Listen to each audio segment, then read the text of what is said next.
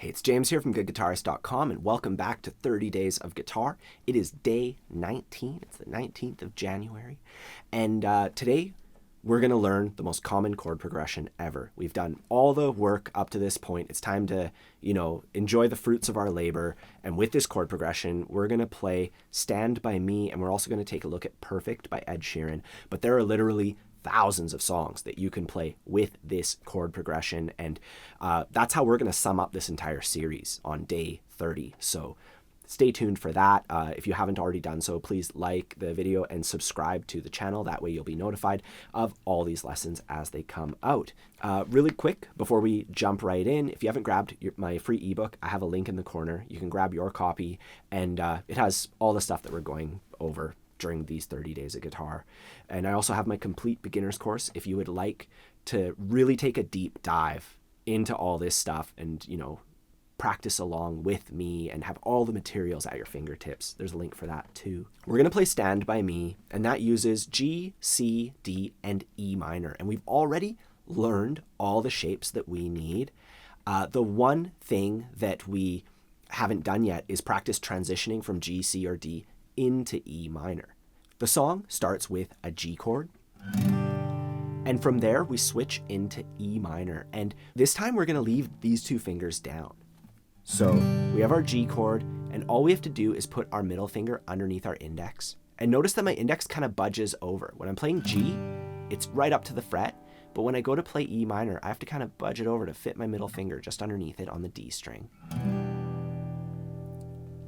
Anyways, E minor, we're going to lift up these two fingers, and we're going to make our C add 9 chord. And then we go from C add 9 into D, into the regular D, which we practiced a little bit the other day.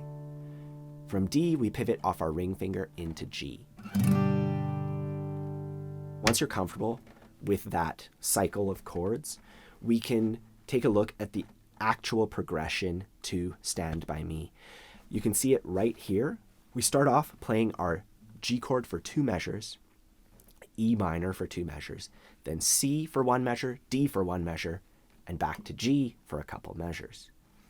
First, I want to strum it with downstrokes only, and just counting along. 1, 2, 3, 4. Night has come. 1, 2, 3, 4. 1, 2, and the land is dark. 2, 3, and the moon. 2, 3 is the only light we'll see. 2, 3, 4. 1, 2, 3. I won't cry. It's a good time to practice singing. I won't cry. My high voice. No, I won't shed a tear. 2, 3, just as long. 2, as you stand by me. 2, 3, 4. So darling, darling. We'll sing the chorus when we add the strumming. Anyways, I want you to get to that point, when you practice later today. First, going through the switches and taking the time to do that, and then strumming through the song, counting along, and maybe even try singing afterwards, going in that step-by-step fashion, just kind of adding one little piece at a time. And then we can add some simple strumming to it. I would just add the most common strumming pattern ever. Like I said, it works on like 75% of songs, and this is one of the songs that it's like the best pattern for. And we can just follow along with the tune, just doing that down, down, up, miss, up, down, up. Let's do it a little bit slower. 1, 2, 3, 4. Stand by me. Oh, stand by me. It's so low and I sing it low. Oh, stand by me.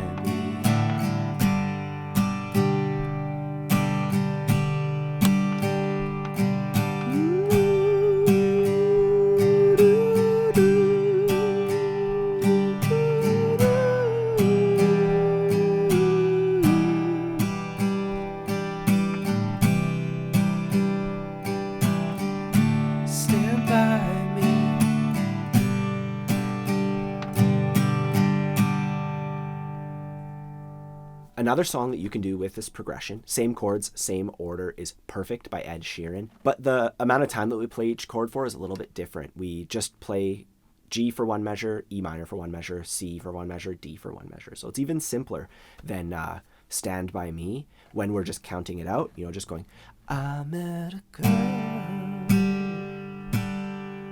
so sweet, 2, 3, darling, just dive right in, 3, follow my lead, 2, 3, do, do, do, do.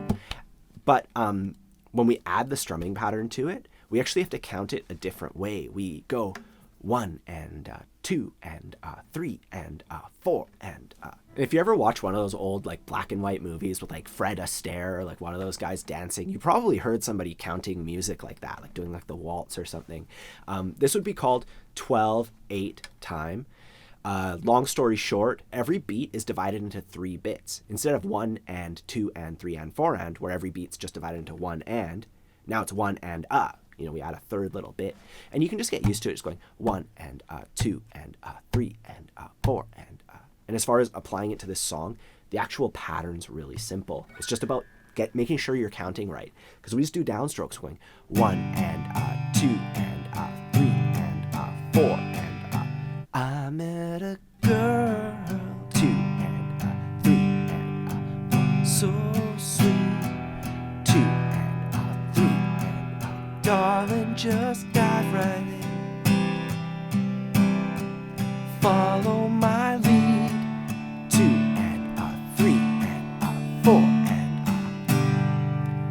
so that's another one that you can do. We're taking the same progression, but we're just changing the rhythm. This just goes to show the importance of rhythm and making sure that you have that super solid. Now it's definitely enough to go off of today. 2 songs, a new time signature thing, which is optional, by the way. You don't have to do that. I just thought it would be interesting. Really, I want you to focus on that progression though. G, E minor, C, D. It's like the chord progression. Last Kiss, that super old song that Pearl Jam covered, also uses it. A bunch of jazz songs. Anyways, if you haven't done so, grab your copy of my free ebook. It has, this progression and a bunch more written down in it.